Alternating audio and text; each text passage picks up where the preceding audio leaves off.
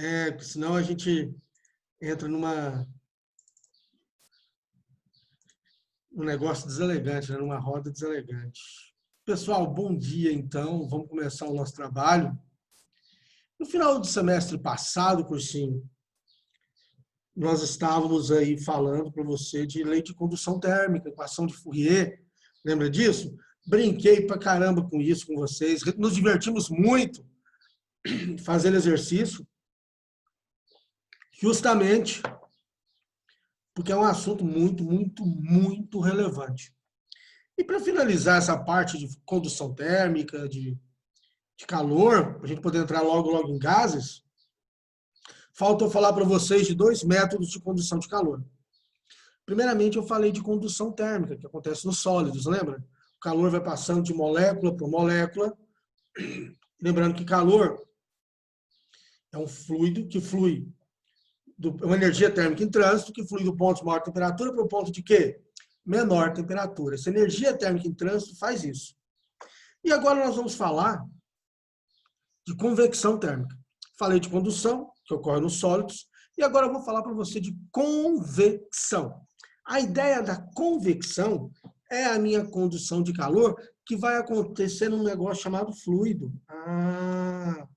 Então a convecção ocorre em fluidos, sim. Ocorre em fluidos. Beleza, olha aqui que interessante. Ó. Ocorre em fluido. Você lembra o que é um fluido? Você lembra o que é um fluido?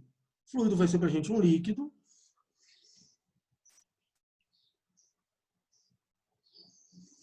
ou um gás.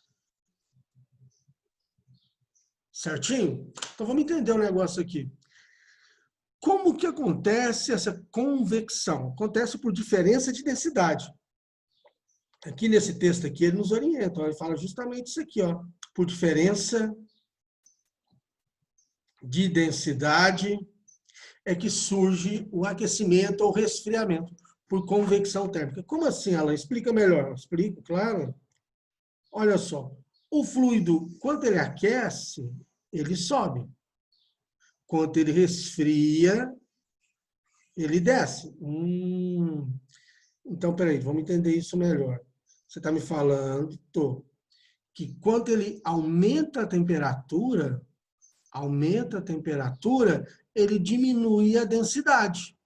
E quando ele diminui a temperatura, ele aumenta a densidade. Vamos entender isso melhor. Quando um fluido aumenta a temperatura, vamos lembrar aqui de densidade. Vou fazer uma análise simplesinha aqui para você poder entender melhor. Densidade é massa sobre volume. Se aumenta a temperatura, aumenta o volume. Se aumenta o volume, diminui a densidade. Então, o fluido mais quente tem um volume maior, uma densidade menor e ele sobe. O fluido que é mais frio, ele tem um volume menor. Você tem um volume menor, a densidade é maior, então ele desce. Então, esse movimento por diferença de densidade é o que caracteriza a convecção térmica. Fácil, tranquilo? Beleza? E é bacana isso aqui, vocês poderem entender isso aí, ó. As correntes de convecção. Aqui eu pus um GIF mostrando para você justamente isso. Ó. Aqui a temperatura, tem um fogo chegando, a temperatura aumenta e ele sobe. Né? Ele resfria e ele desce. E o mesmo vai acontecer aqui do outro lado. Ó. Vai subindo, resfria e vai descendo. Então, à medida que o fluido sobe, é porque a densidade é menor. À medida que ele desce, porque a densidade é maior. Fácil, não é isso? O bonito disso tudo são as aplicações. Uma pergunta, né? Uma pergunta boa para a gente poder discutir. Por que as chaminés são tão altas? Qual que é a ideia da chaminé ser alta? Qual que é a ideia disso? O vapor já não vai... esse fluido já não vai subir de um jeito ou de outro, essa fumaça já não vai subir, porque ele é um fluido, não é isso? Já vai subir. Mas a ideia é justamente essa. Eu sei que ela vai subir, imagine se essa poluição saísse no chão. Como ela sai no chão, se ela saísse no chão, ela subiria e você e toda a sociedade iria respirar essa poluição. Então, por isso que essas chaminés, as chaminés de indústrias, elas são um pouquinho mais altas. Você achava que era para queimar as pessoas por perto, né? para não deixar a pessoa defumadinha, né? Então, é exatamente isso. Na retirada dos gases pela chaminé, esses gases são aquecidos, que ele é o produto de uma combustão, de uma queima, tem uma densidade menor. Então, eles vão subir. Então, eu conduzo esse caminho para ele, para jogar o mais alto possível. Antigamente, eu não encontrei uma foto dessa aqui que eu queria mostrar. Não sei como é que está hoje, né? Tem tempo que eu não observo isso. Os ônibus tinham o cano de escapamento, um cano comprido, que ia lá na parte de cima do ônibus para soltar a fumaça, soltar o produto daquela combustão do combustível, para não soltar na cara do motorista do carro que está atrás, do motoqueiro que está atrás, do pedestre que está passando por trás do ônibus, justamente por isso. Eu estou favorecendo a corrente de convecção. O caso da chaminé é para poder eu ter uma menos poluição perto dos nossos olhos e narizes, né? Então, ao redor da chama, cria uma região de baixa pressão, que aspira o ar externo, mantendo a combustão. Como assim baixa pressão? Entenda o seguinte, à medida que o ar aquece, ele sobe. Se ele está subindo, é porque a pressão em cima dele é menor. Então, o ar aquecido, surge uma baixa pressão, ele vai subindo. E esse movimento de subir, ele aspira o que está do lado. Então ele fornece, ele faz uma circulação desse ar? Faz sim. Ele aspira o ar externo, mantendo a combustão. É por isso, muitas vezes, que em churrasqueira, tem churrasqueira que tem uma entrada de ar por baixo. Justamente por isso. Porque eu puxo o ar de baixo, alimento a minha chama, meu carvãozinho, saudade de queimar um carvão, e a fumaça vai subindo.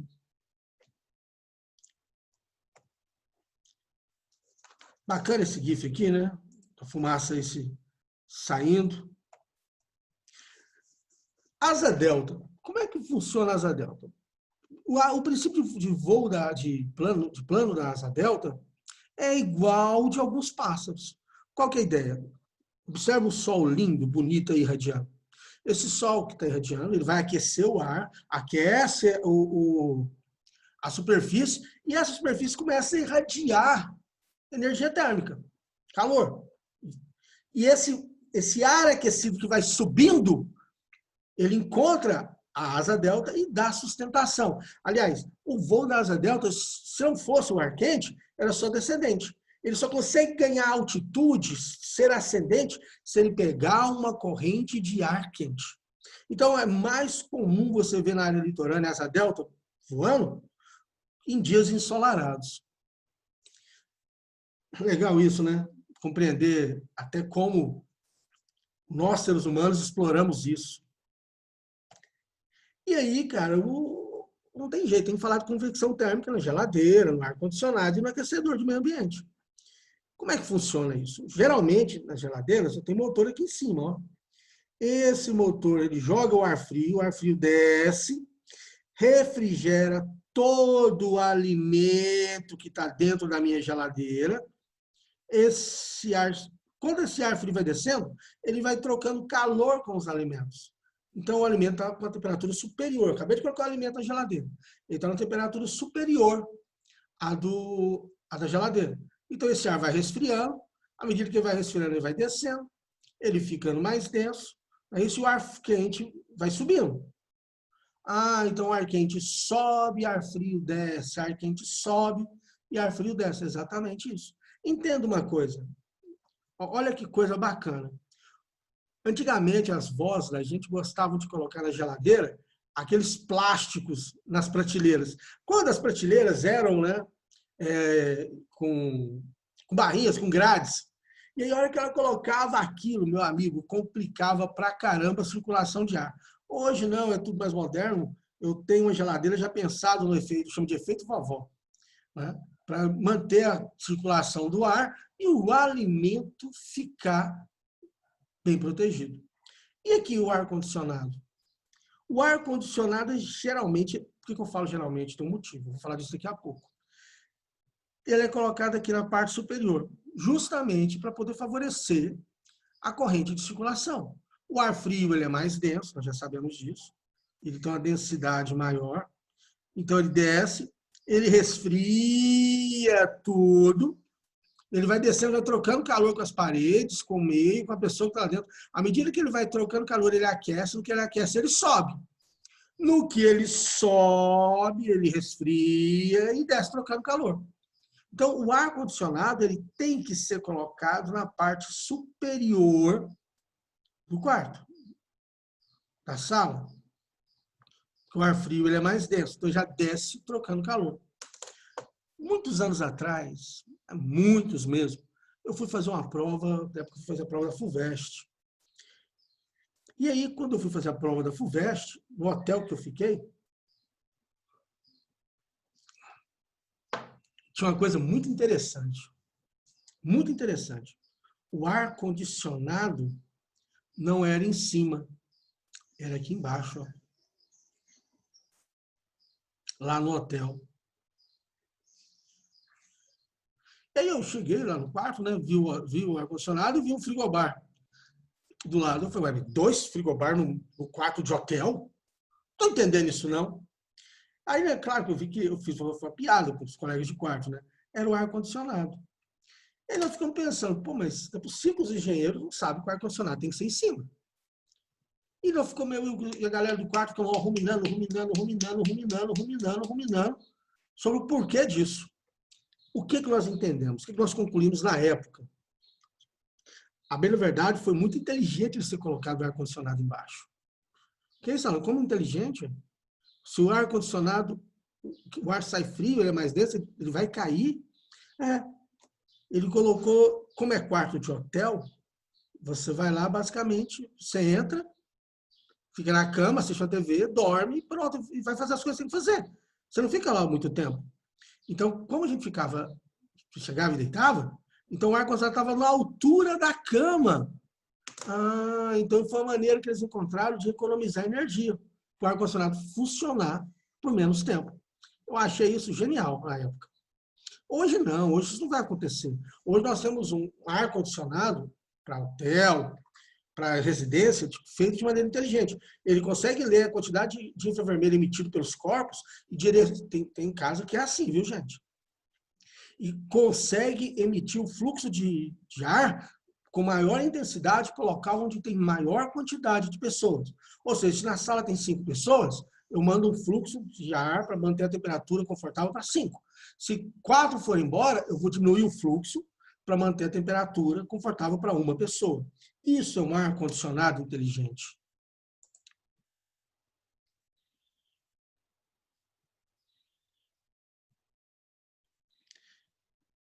E isso, chaminé de casa, também é o mesmo efeito, o mesmo exemplo. Exatamente, Gustavo. Olha só, o mesmo exemplo nós estávamos falando de chaminé lá atrás. E o aquecedor? Aqui em Goiânia a gente usa muito aquecedor, né? Tá maluco, né? Não tem nem chance de nós usarmos aquecedores aqui em Goiás. Porque aqui já é naturalmente muito quente, né? Tem até um meme, cara, que surgiu ano passado, que eu achei genial. Sei lá, eu acho que o jeito que o sol castiga o pessoal de Goiás é diferente. Aqui o negócio é um pouco mais intenso mesmo. Mas tem local no país que tem aquecedor de ambiente. E como que o aquecedor de ambiente, onde ele é colocado? Ele é colocado embaixo. Porque o ar quente sobe, olha que interessante, ele vai subindo, resfria e vai descendo. Então vai movimentando. A ideia do aquecedor é justamente essa, de fazer o ar quente circular pela casa. Quando você começa a entender esse lance da convecção térmica, de condução, nós começamos a olhar para os fenômenos da atmosfera de uma maneira diferente. De como que as coisas são instaladas nas nossas residências de maneira diferente. Se porventura alguém aqui para de engenharia, para de arquitetura, eu te falo uma coisa, um ponto de controle mesmo para as residências é o que nós chamamos de conforto térmico. E como fazer isso tudo? Com baixo gasto de energia. Então, você, futuro engenheiro, futuro arquiteta, tem que estar por dentro justamente disso, de pensar em uma casa onde você vai aproveitar melhor o local, onde o local onde a casa foi construída favoreça um fluxo de vento, o material que eu for utilizado vai absorver menos calor, vai refletir mais, justamente para eu conseguir manter um conforto térmico. Vale a dica aí, você já ir pensando nisso com antecedência na sua vida profissional. E a famosa brisa marítima e brisa terrestre? Como é que funciona isso? Bom, vamos lá, vamos brincar com isso aqui um pouco, né? Vamos discutir um pouco sobre isso. Eu tenho aqui, ó, o mar. O mar. O mar. E eu tenho aqui a terra. O que eu sei do calor específico da areia, né? Então aqui vai ser o mar. Ficou bonitinho, né? Mar. E aqui eu tenho areia. Dentro da areia aqui eu tenho... Vou usar um coqueirinho aqui bonitinho pra gente. Pra você poder entender melhor. Um coqueirinho aqui. As folhas do coqueiro. E é claro que eu tenho aqui o nosso amigo Sol. O Sol. Esse ovo frito aqui é o Sol. Então, como é que funciona isso aqui pra gente? Tem aqui umas gaivotas voando, tem que ter gaivota voando, senão você não foi pro litoral. Ê, saudade do mar, hein? Então vamos lá, vamos discutir isso aqui. O que nós sabemos sobre o calor específico da água e o calor específico da areia? O que nós sabemos? Eu sei que o calor específico da areia é muito pequeno em comparação com o calor específico da água. Então, você está de dia, está na praia, a hora que você põe o pé na areia, você sente a areia mais quente. Então, o ar aqui próximo da areia, ele está mais aquecido. Se ele está mais aquecido, ele está menos denso. Se ele está menos denso, ele vai fazer o quê? Poxa, ele vai subir, ué. Ele sobe. Ah, então ele sobe. Chega aqui, ele resfria e ele desce. Olha que interessante. Então ele vai descer, vai. A hora que ele desce trazendo o vento do mar para a terra. Ah, então durante o dia o vento sopra do mar para a terra, sopra. Então a brisa marítima,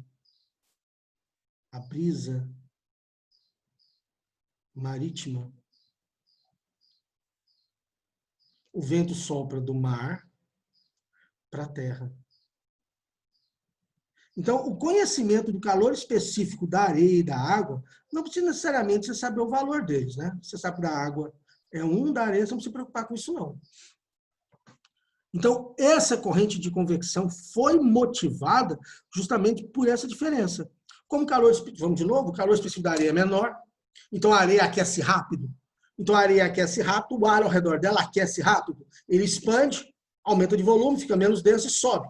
No que ele sobe, ele resfria. No que ele resfria, ele fica mais denso, ele desce. Então o ar vai descendo e vai girando. Então ele vai trazendo um vento do mar para a terra. Isso é o que nós chamamos de uma brisa marítima.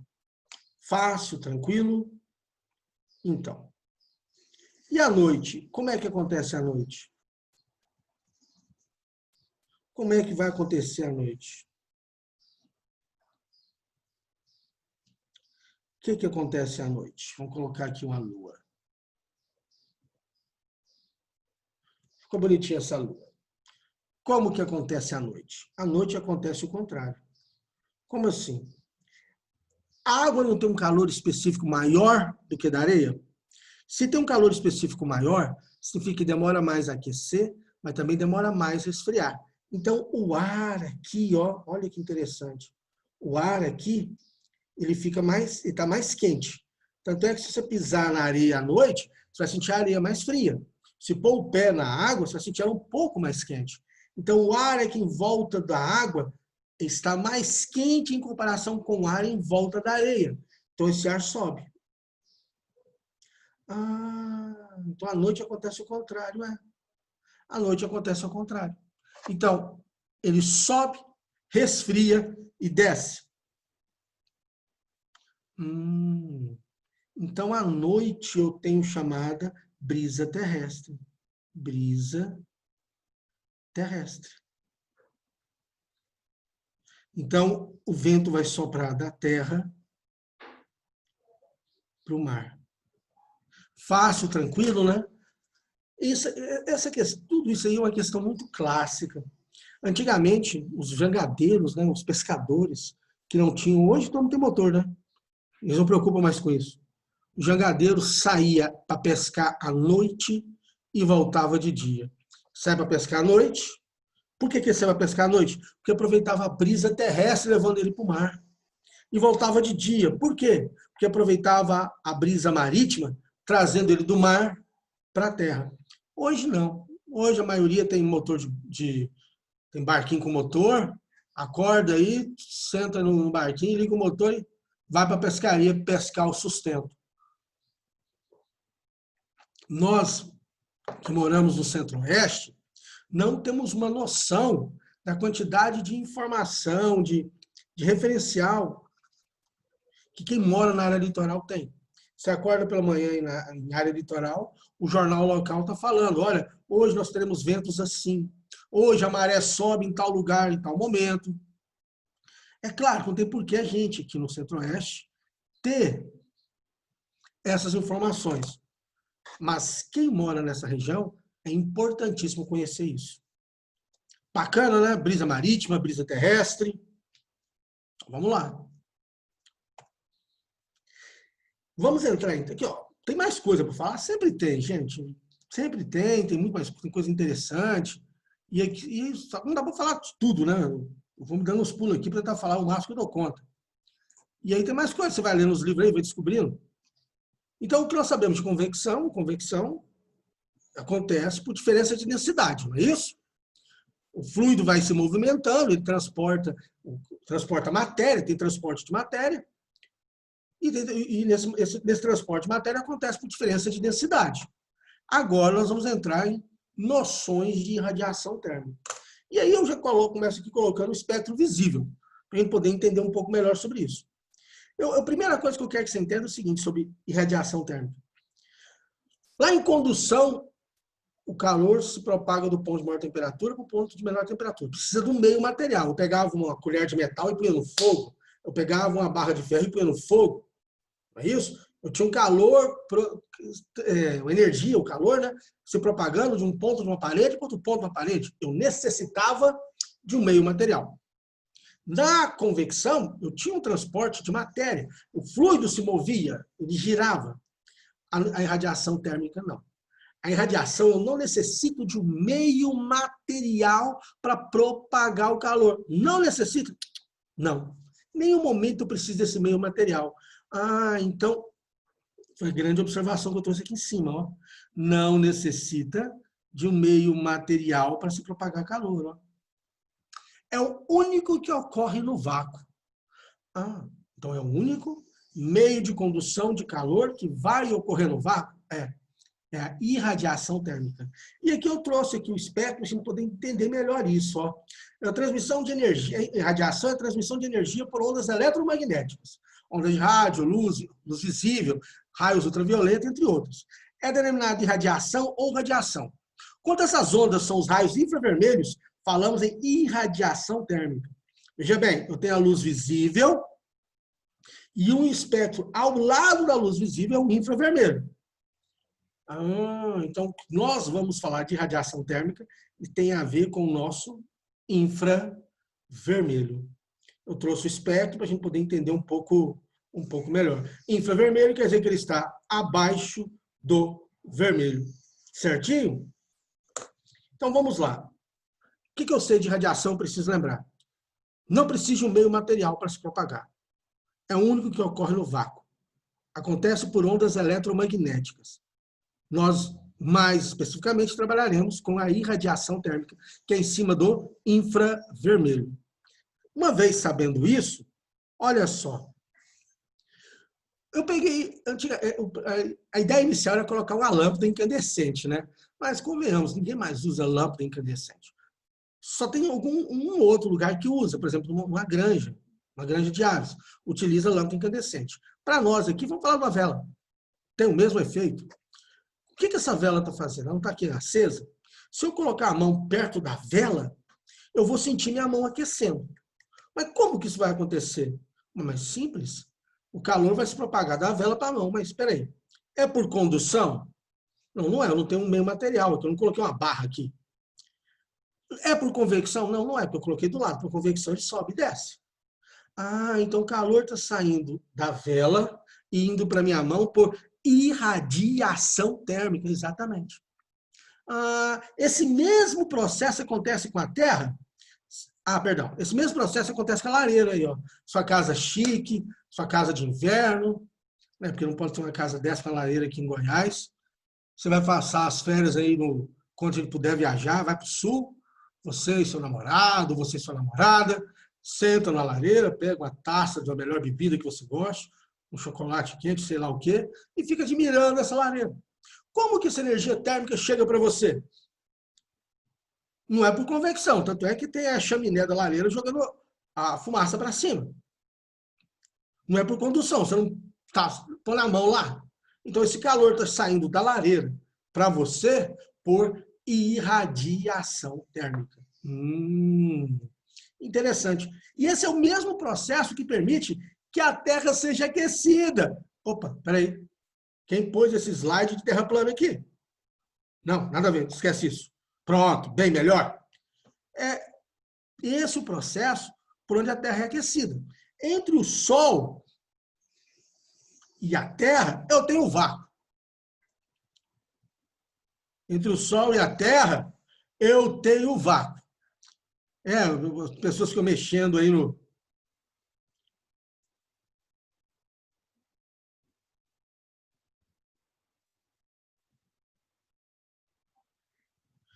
Luiz, nós discutimos isso aí assim que eu falar um pouco sobre isso aí, tá ok? Segura essa pergunta, vamos falar sobre isso. Olha só o que está acontecendo aqui. Então, eu tenho aqui, ó, o Sol irradiando energia para chegar aqui na Terra. Uma distância pequena, 1,5 vezes 10 oitava quilômetros. Então, veja bem, vem essa energia irradiada através de ondas, o quê? Eletromagnéticas. Tá certo? Olha que interessante. Olha para isso aqui. E aí, o PowerPoint trava. Que maravilha. Então, dando continuidade ao nosso assunto de radiação, essas noções de radiação, eu tenho que mostrar para vocês um negócio chamado poder absorvedor, refletor e transmissor. Mas para poder falar disso, eu tenho que chegar nisso aqui. Eu desenhei aqui, ó, eu peguei um livro, um meio material, e eu coloquei minha energia chegando aqui, sendo incidente, está incidindo aqui, está sendo refletida, está sendo absorvida e está sendo transmitida. Olha que interessante. Quando a energia radiante incide, eu chamei de incidente, na superfície de um corpo, ela é parcialmente absorvida, parcialmente refletida e parcialmente transmitida.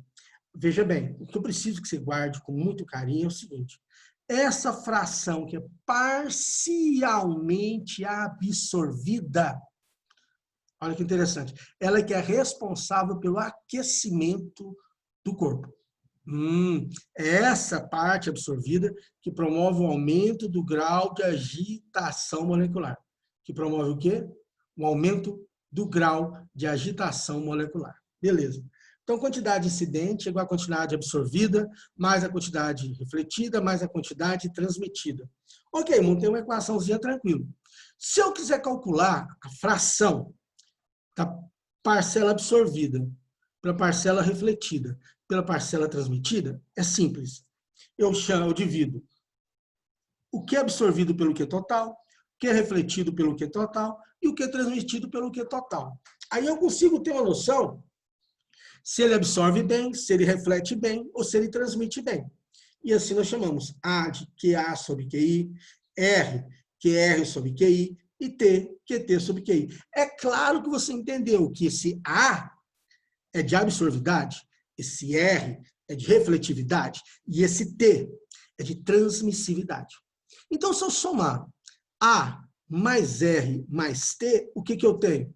QA sobre QI, QR sobre QI, QT sobre QI. Então, A mais R mais T, QA mais QR mais QT sobre QI, QI sobre QI, que vale 1. Ah, que interessante. Então, eu tenho que A mais R mais T vale 1. E isso, para mim, é importante. Eu já sabia que isso ia acontecer. Você já sabia que isso ia acontecer. Porque eu estou analisando essas parcelas em relação ao total. Então, a soma das partes tem que me dar um inteiro. Nós já sabíamos disso. Por que nós estamos falando disso? Para eu poder falar disso aqui, ó.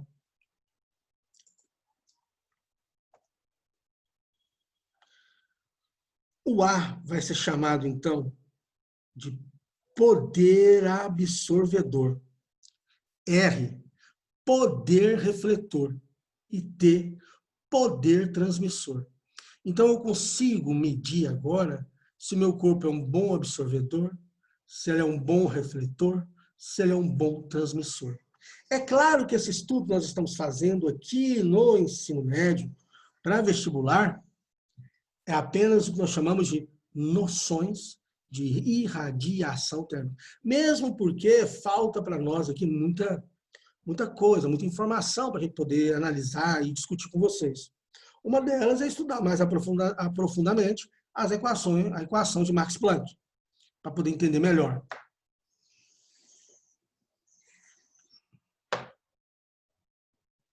Vamos lá? Olha só o que eu estou falando aqui para vocês.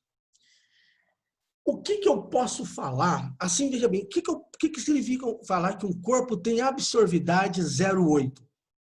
Significa que dos 100% que chegou aqui, que de 100% que chegou aqui, 80% ele absorveu. O restante, os outros 20%, fica dividido aqui e aqui. É isso que significa falar que um corpo tem absorvidade de 80%. Quando não há transmissão de energia radiante através do corpo, a transmissividade é nula, ou seja, T igual a zero. E nós já vimos, isso aí nem precisa discutir tanto. Se eu falar que não transmite, se o exercício falar que não transmite, então, ao invés de ter A mais R mais T igual a 1, eu tenho A mais R igual a 1. Tranquilo, né? O T vale zero. O que seria um corpo negro? Para nós aqui. O corpo negro é um corpo ideal. Nós não temos ainda esse corpo negro 100%. Né? A gente utiliza muita análise disso aí em astronomia, alguma coisa muito próxima do corpo negro. É um corpo ideal que absorve toda a energia radiante nele incidente. Decorre daí que sua absorvidade é 1, ou seja, 100%. Ou seja, se a absorvidade é 100%, no corpo negro ideal, se aqui é 100%, chegou 100%, absorveu 100%, ele não reflete e ele não transmite. E isso seria um corpo negro ideal. O que seria um espelho ideal? O que seria um espelho ideal? Um espelho ideal é um pouco diferente. Por quê? Olha o que faria um espelho ideal. Um corpo que reflete totalmente energia radiante. Então se ele reflete, chegou a 100%, ele reflete 100%, ele não absorve. Ele não transmite. Se ele não absorve, quer dizer que ele não esquenta. Verdade. Ele não esquenta. Então, o espelho ideal, ele não esquenta. E aí eu coloquei as equações aqui, as análises para corpo negro e para o espelho ideal. Bacana? Fácil, né? Tranquilo? Conhecendo a equação e interpretando, as coisas ficam muito mais interessantes. Olha que interessante isso aqui, ó.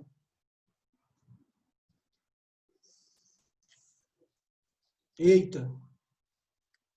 Falta aí menos de 2 minutos para encerrar a aula. Deixa eu ver aqui em perguntas.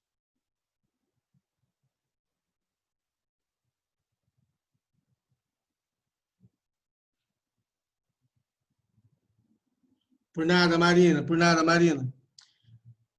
Olha só, então vem cá.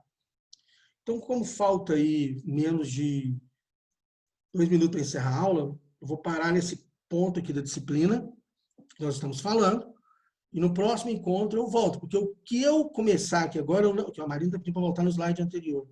Só um minuto, Marina. Não, professor, a pergunta é antiga. Aí o senhor respondeu já, obrigada. Ah, por nada, sem problema então. Então, o que nós vamos fazer? Eu vou fazer a nossa leitura do Minutos, eu acho bacana, e aí no próximo encontro eu volto nesse slide noções de radiação térmica. Nós avançamos para o encerramento dessa matéria.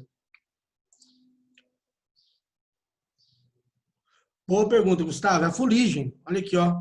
Esse slide eu vou mostrar isso, Gustavo. Está aqui, ó. 0,94. Vamos avançar aqui. Luiz, não esqueci sua pergunta, não. No momento certo a gente responde ela, tá ok? Tá guardadinha aqui.